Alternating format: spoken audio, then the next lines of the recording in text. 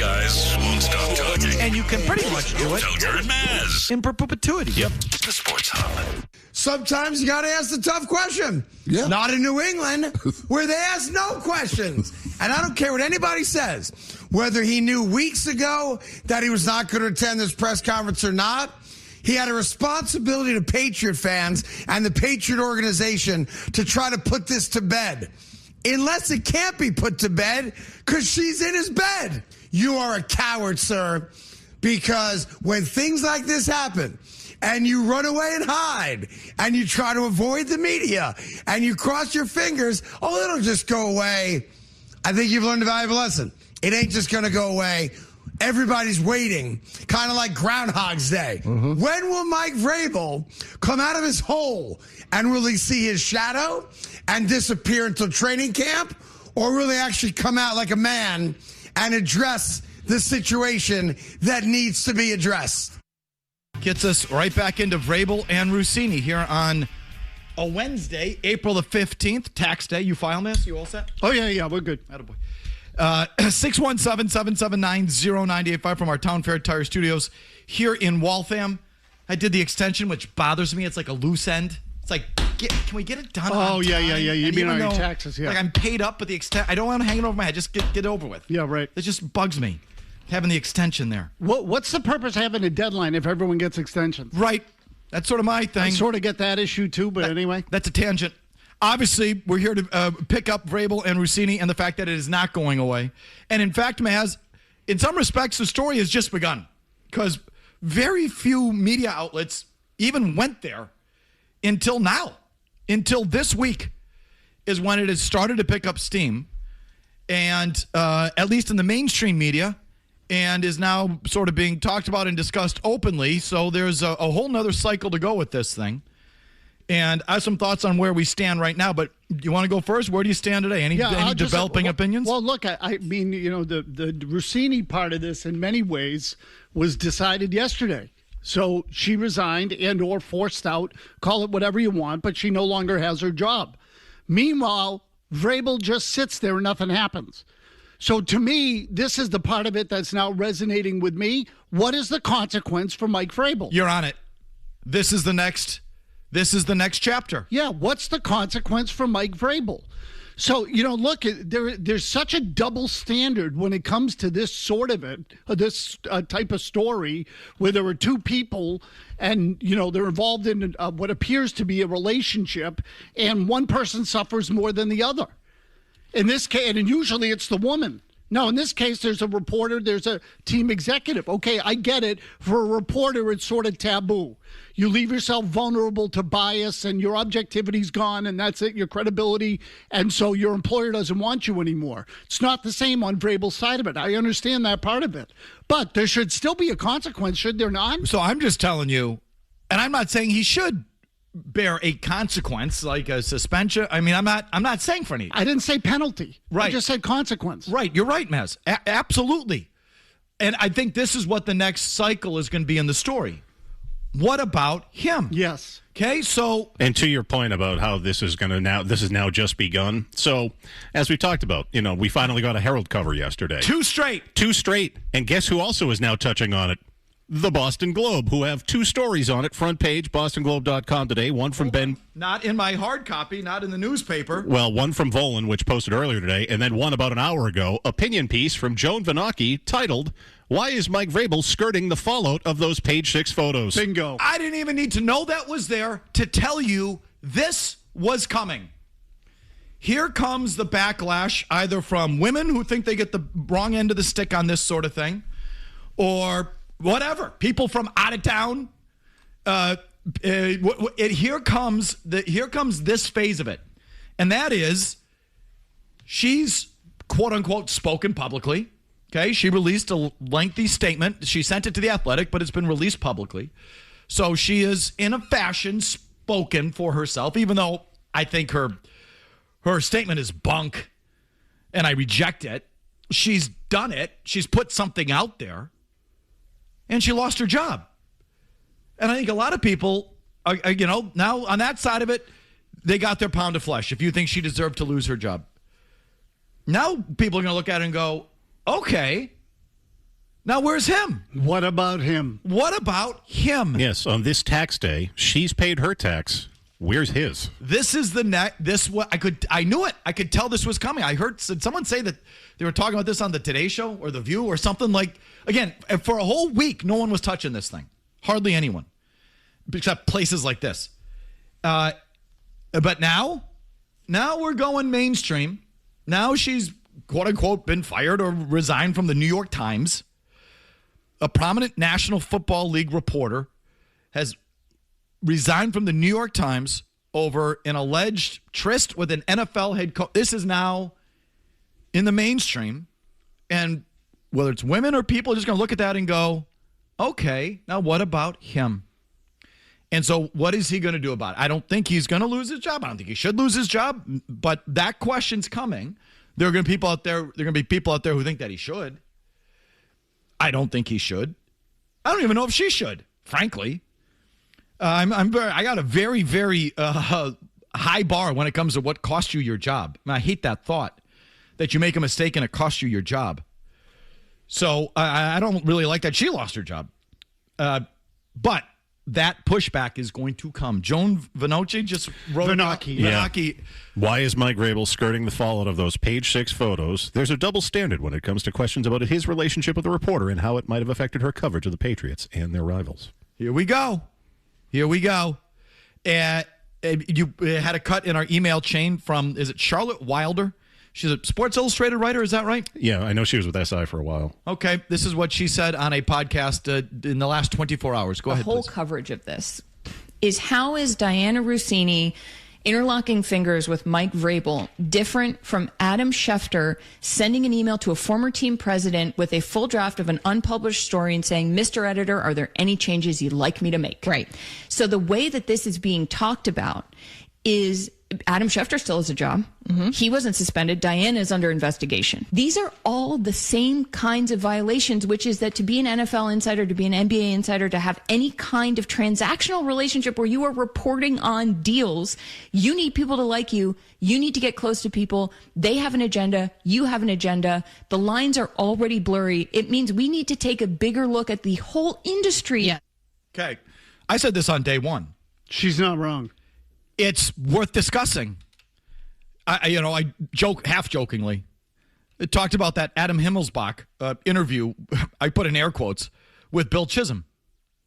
I don't think there was any physical contact there between Himmelsbach and the owner of the Celtics. But let's just put it like this: they were proverbially playing footsie in a hot tub. So Russini was actually, literally, physically playing footsie in a hot tub. But these other reporters, for all intents and purposes, aren't they playing footsie in the hot tub with a lot of their sources? Yes, yeah. Look, you're always going to be, I'll use the word deferential. I don't know if that's the right word or not.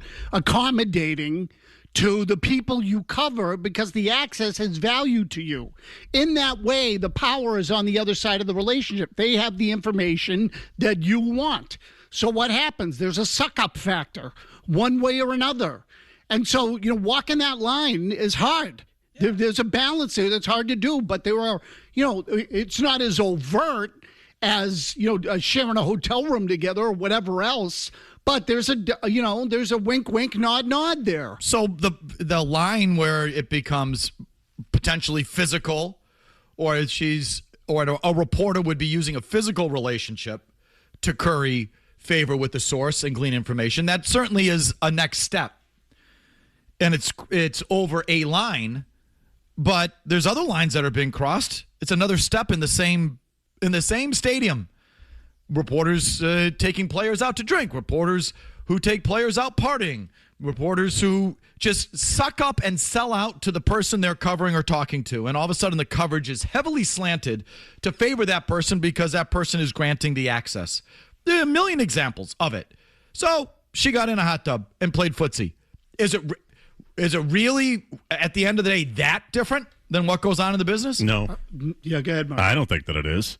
I mean, Schefter with that email that got exposed a few years back where he was like, hey, sir, what do you want me to talk about? Charlotte just mentioned Yeah. Like, she's right to bring that up. It isn't that different. But seriously, though. I mean, it's different, but is it that different? No, you're right. It is different, but it's not. The point is, if you want to start talking about conflicts of interest and being compromised, it exists for guys, who do the same sort of thing. I'm just saying. Same job is what I mean. I guess Charlotte mentioned, we should look at all. I don't know if we need to look at all this. I'm just saying, to be fair to her, part of me would say, yeah, we played a little grab ass in the hot tub. What's the big deal? You know what the other guys are doing? So the other guys they're taking them out drinking and going to strip clubs. And so what? Is it really that big of it? Is it really that big of a difference? What are we talking about here? What do you think these other guys are doing? What do you think the fellas are doing? And if I were her, part of me would sort of take that stance. Like, we're all adults here. Grow up. Yeah, big deal. Right. So, no, listen, I mean, again, I'm not, from that standpoint, I'm more on her side of it than I am on Vrabel's. But this is the next chapter, and it's going to focus on him. She's borne the consequence.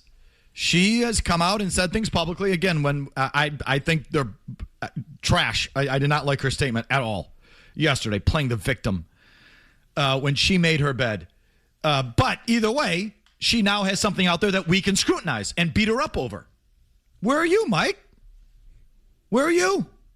Let's read your statement, and then we can either beat you up or say that you got it right or whatever. Like, why don't you subject yourself to the same scrutiny she's subjected herself to? The standards are different on her end of it than his, so I don't expect him to be punished by his employer.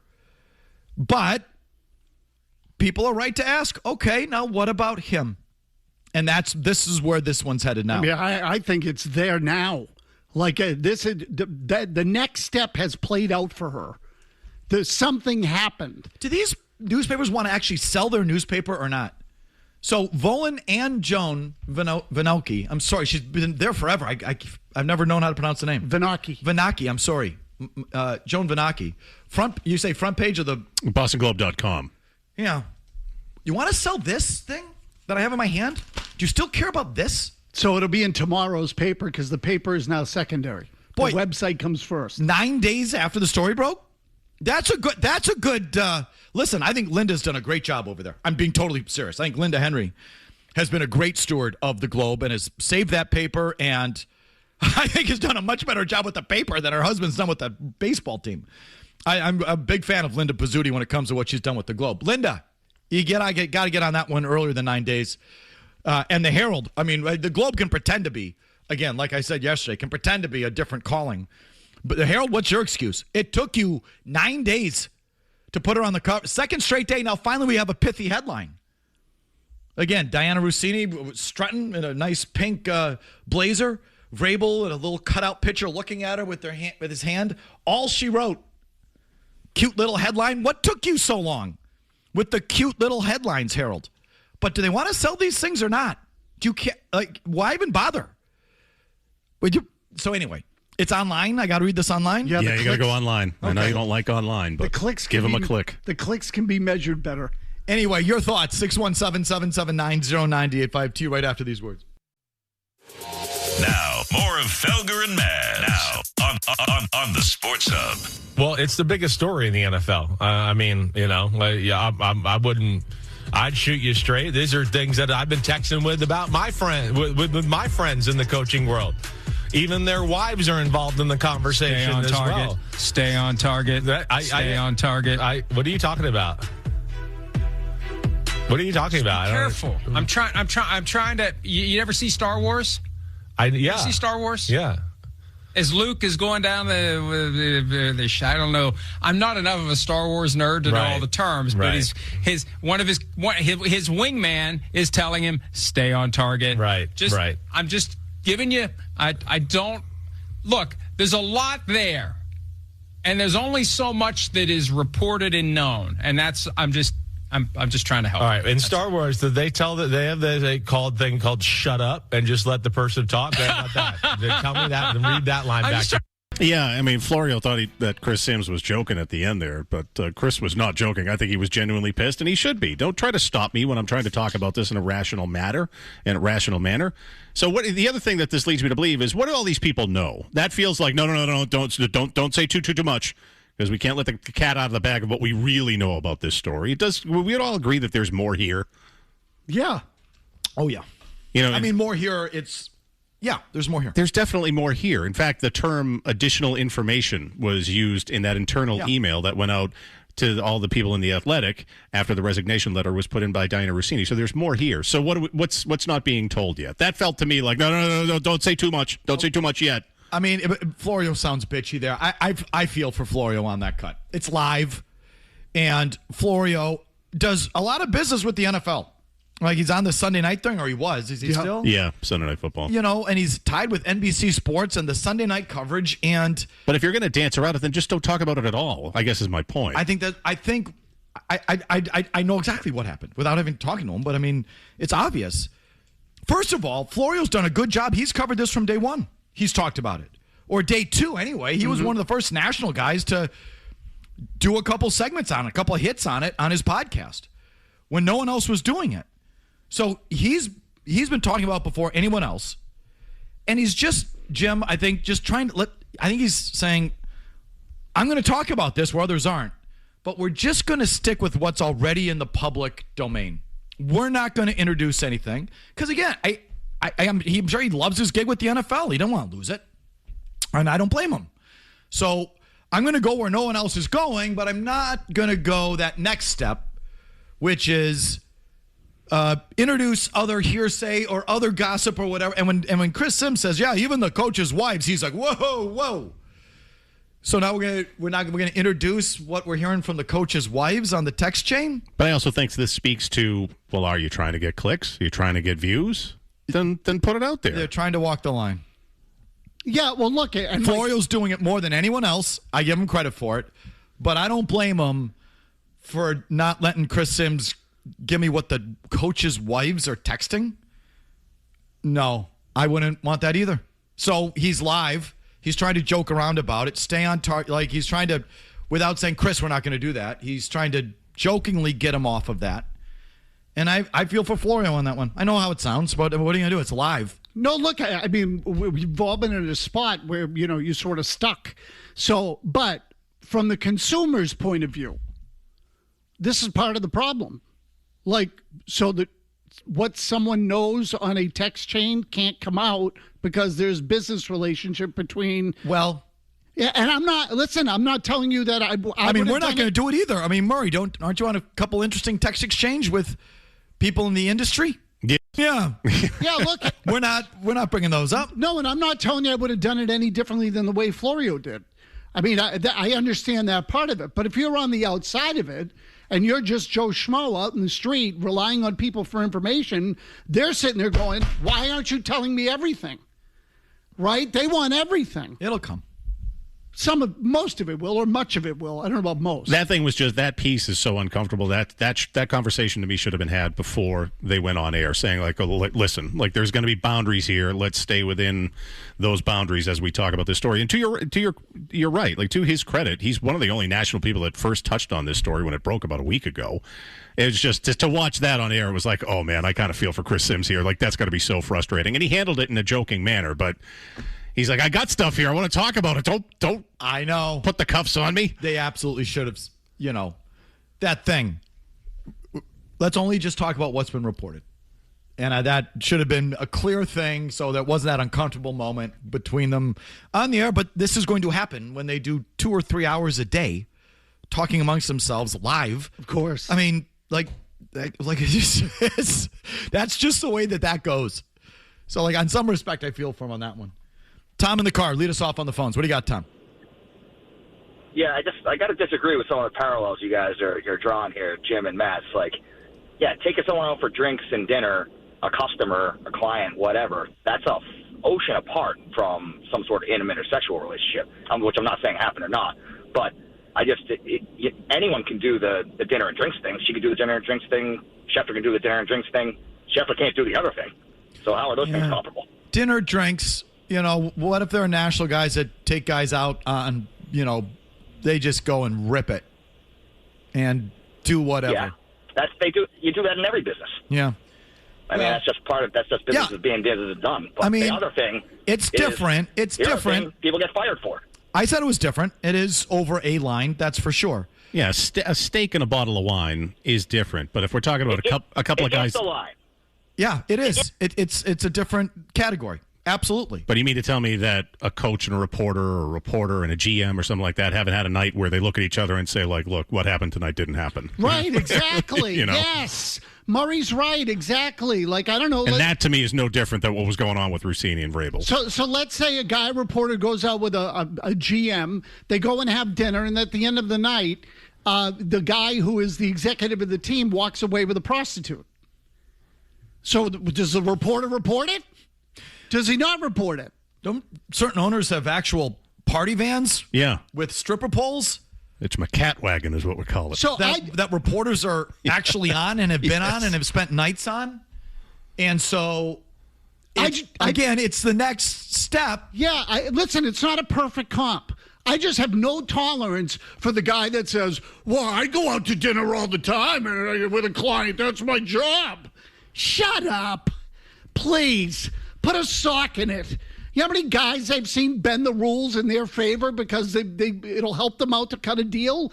So don't tell me that it doesn't happen on the guy side of it. If it's not a perfect comp, but it happens. So don't delude yourself into thinking that somehow the standard for her should be tougher than it is for you. Al in Burlington. Go ahead, Al. Guys, I just got to give you guys a reality check. Patriots fans, I'm with 40 guys today at the Disabled Vets in Bedford. Nobody cares about this. The disabled veteran thing. So now let's put a layer of that on it. Some guilt trip. Go ahead, Al. You guys in the media are making this story. Patriots fans care about one thing. What the Patriots are going to do next year, what they're going to do in the draft, and that's what you should be talking about. Vrabel only has to answer to one person. That's his wife. He's not a druggie. He's not a baby mama guy. Wrong. He doesn't have a gun in his women. Let me finish. He doesn't have a gun in his luggage. Okay. What's wrong with being so? Wait. So what do you mean, baby mama guy? What do you mean by that, Al? What does that mean? What? He's supposed to be having a kid out of wedlock. Is that what you mean? So Al, hold on. So a kid out of wedlock. Hold on, baby mama has a certain undercurrent, but baby mama implies someone who had a kid out of wedlock. You mean like Tom Brady? You mean like Tom Brady? You mean like Brady? You mean like Brady? You mean Brady who had a kid out of wedlock? You mean Brady who cheated on his girlfriend? Who cheated on his pregnant girlfriend? You mean Brady? Is that who you're referring to with a baby mama, Tom Brady? Yeah, he did have a baby mama. Yeah, he did. Okay, very good. What about Stephon Diggs? What has he got, like 6? Okay, Al, I think I know where you're coming from. So Patriots fans do care. Yeah, and the other thing is, I know for a fact they care. His wife is not the only person he owes an answer to. He also owes one to his employers. Okay, he has a public job. It has caused, it is, if you believe in the whole thing that you are representing the organization, and I think the Patriots do, then you have to answer to your employer. He's got to explain to the Crafts how this came to be and how he got caught, pardon the expression, with his pants down. Here's what's unfortunate, Al. Not just do Patriots fans care, you care. You care deeply. It's obvious. You betray yourself. Here's an update with Big Jim Murray, and we're right back. We'll go back to the phones for the 5 o'clock hour, Mazz, unless you have a fresh thought for us. God, no. Felger and Mazz, 98.5 Sports Hub. There's 2 Boston sports stories that are kind of non-sports related that are in the headlines as I look at my ESPN grid of top headlines. Russini resigns amid NY Post pictures or whatever the headline is. And then underneath that, Duran, obscene gesture due to fan crossing the line. So Jarran Duran, once again, has an interaction with a fan in the stands over what he claimed was, I don't know what you would say, him taunting him over his mental health. Go kill yourself, he said, that the fan said, and he gave the fan the finger. And that's now in the headlines, man. So what are your thoughts on that story? So this is, to me, this is another one that you can't look at it from just one side. And when I say just one side, listen, the fan behavior is reprehensible. Of course it is. Always has been. That has never changed. Fans can be complete total a-holes and cross a line, but the fact is that fans get drunk, fans act like idiots, and they say stuff. The player also can't reply to everything, and especially with gestures that are offensive in a public setting when they're supposed to represent some sort of standard. And I say that because my biggest issue with Duran is, how many times has this happened? It happened in Kansas City. It happened in Cleveland. Now it has happened in Minnesota. And it happened at Fenway Park, where he yelled a homophobic slur to someone sitting in the stands. And you know what the guy in the stand said to him in that one? Where he called him the F word or whatever? Tennis rackets, right? He said the fan shouted that Duran needed a tennis racket to hit. To which he turned around and said, Yeah. So... Yeah, it's 4. By my count, it's 4. So 2022 was held back by Alex Verdugo after dropping a couple of balls. There was that one. There's the tennis rackets gay slur incident, yelling at fans in Cleveland, like you mentioned, and then the middle finger to the crowd last night. So 4. So the last 2, he claimed that they were taunting him for mental health reasons, where he had a prior history before that was disclosed publicly and no one knew anything about his struggles, and they were just giving him generic taunts that they would give any ball player. Good point. And he reacted the way that he reacted. So I just, I think people should understand that with him. So. No, they don't, though. They don't. They don't. Because they look at him as, they look at his mental health history, and not to downplay that, but because of what he talked about in that Netflix documentary, people immediately side with him, and they just ignore the fact that he's also a hothead and doesn't know how to deal with this. In a case like last night, so if that's what that fan said, horrible. But if that's what he said, then immediately point him out to people that work at the stadium and have him thrown out. If that's what he said, so let me just start with that. If the fan did actually say that, you go kill yourself. He should be tossed out of the stadium and, again, banned for the season. All Agreed. of that. Agreed. I have zero patience for loudmouth a-hole fans. None. Zero. If you're that guy or you're that gal, out. You're out. You're a freaking bozo. Loser. You are a freaking loser. If you are in the stands and you are abusive to the people on the field or the court or the ice, you're a freaking loser. Bye-bye. I have no sympathy for you. I have no seat for you at my table. Out of my face, you freaking clown. Loser. Truly a loser. So if he said that, out. I just hope for Duran's sake that he, I don't hope that he said it, but you know what I mean. Yeah. The thing with Duran is that, his mental health struggles are obviously real and important, and the mental health in general is a real important story and topic, and it's become more and more important. It's always been important, but it's just gotten more exposure, and now people understand it more, and it's a real thing, and it's an important thing. It shouldn't be a license to be abusive to other people, and I just hope that Duran's not using it as a license or a get out of jail card. You know what I mean? Sure, yeah. It's like he's batting 180. He took a 0 for 4. Who knows? Again, if the fan said that, out. But he's flipped out on fans for saying less in the past. And he's got sort of a convenient get out of jail free card if he wants to use it. I hope he's not using it. Same. This is how I felt last night. And again, I'm going to take him at his word. This is what this fan said, and the fan's an a-hole, and he should have been tossed forever. But as soon as this happened, and I saw this, I was like, you can set a watch to this. Here comes the apology. Here comes the reference to mental health. And all of us, in terms of a baseball, looking at them as the baseball team, saying they should have traded this guy, and you missed your opportunity because now even if you want to at the deadline, you're going to get a bag of socks in return for him because now no one's going to want this guy. He's kind of when they should have, they missed their opportunity to sell high in terms of trading Jarran Duran.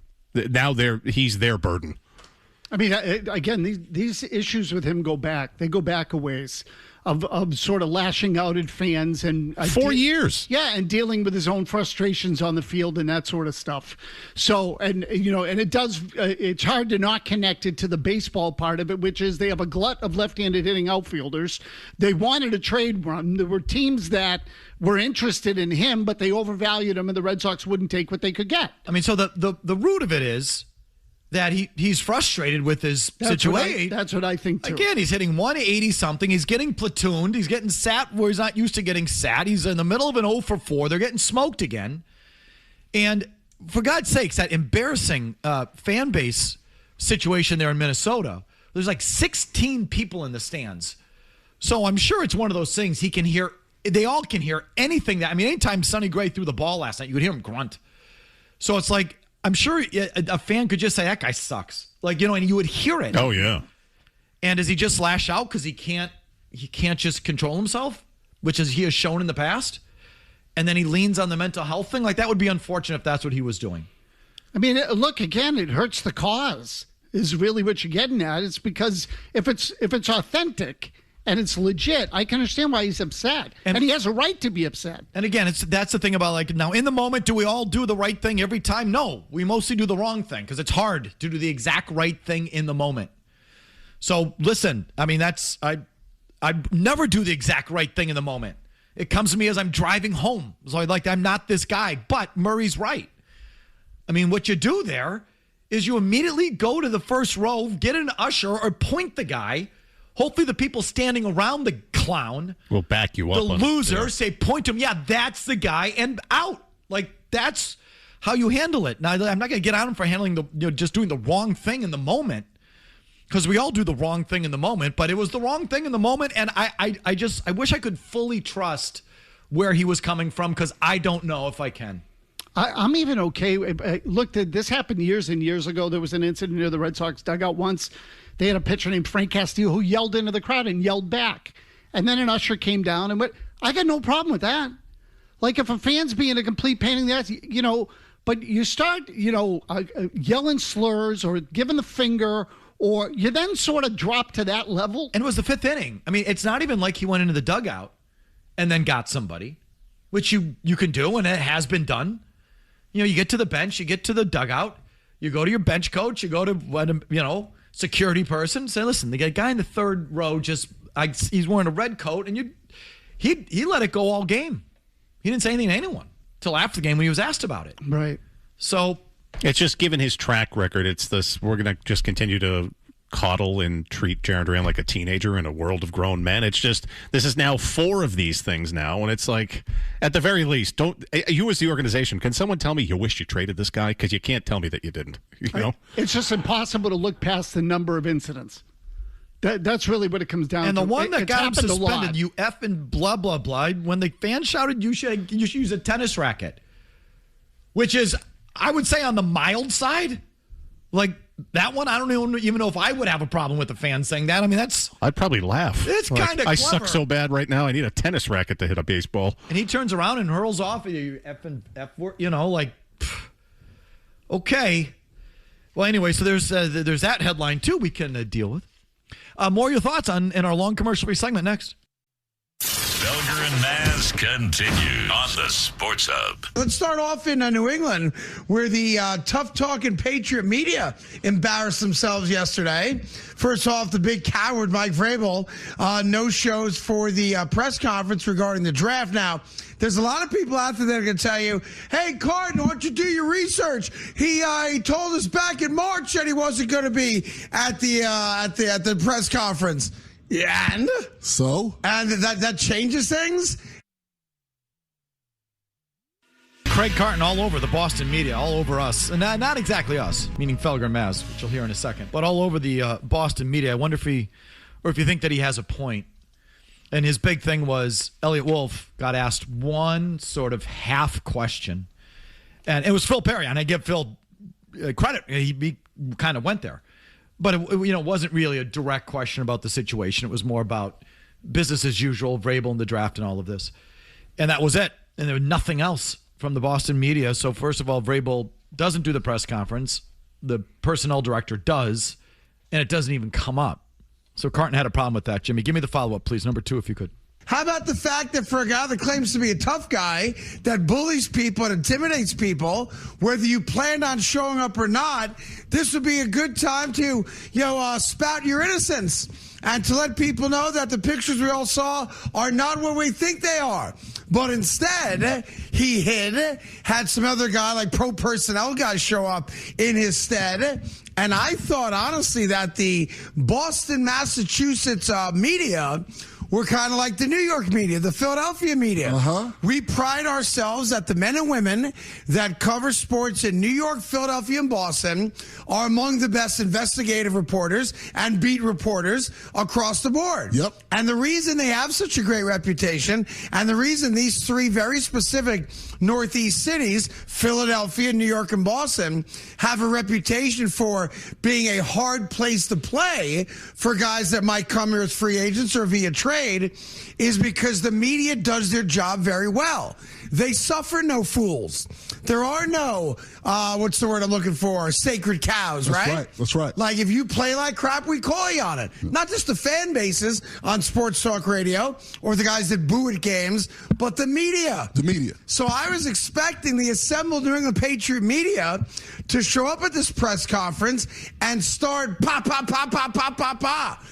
firing question after question for whoever showed up to the New England Patriot press conference.